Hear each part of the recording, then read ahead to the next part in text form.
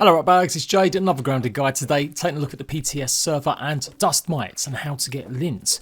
There is a mat now outside the shed. It's quite a large area and it's pretty dangerous. This place is filled with black ant soldiers, as well as possibly the brand new kind of mini boss of the stink bug.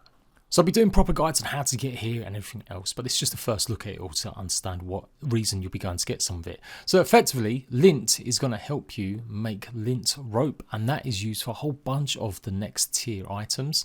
And the mite fuzz itself, at the moment, only has one use: to make splinter arrows, which you're going to need the splinter wood as well to craft these. You're going to need 5 pieces of the splinter wood and 2 of the dyed must fuzz to make at least a set of these arrows.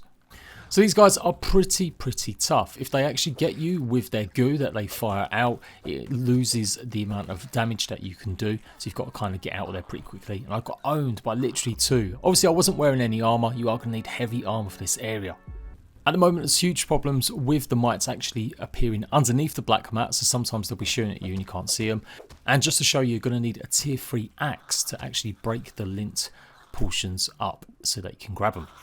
So you can see what happens. I've got a whole bunch of them. Obviously I've got cheats on and stuff just to show you a brief overview. Like I said, I will do a full-blown guide once the actual full update is here and not PTS, because things do change and I've done it in the past and I don't want to have to keep correcting stuff. But I thought you guys might want to take a look, if you haven't seen it already, about where to go and get the lint at least, and where to expect the dangers.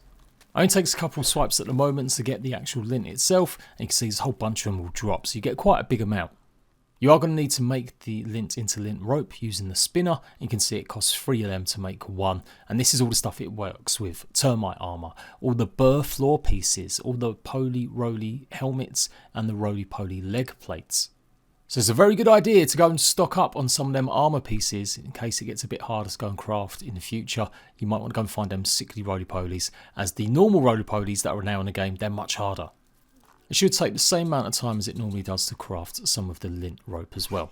It doesn't look like the actual splinter arrows are like massively OP. Obviously they're doing a fair bit of damage to a black ant here, but when I tried them against some of the mite creatures, they weren't doing that much damage. So it looks like they're just another variation. So some bugs are going to have more weaknesses against the splinter arrows. I'm guessing it's going to give a lot more to sort of piercing damage, and that's something similar, or maybe like chopping damage that we've seen with some of the other weapons and tools.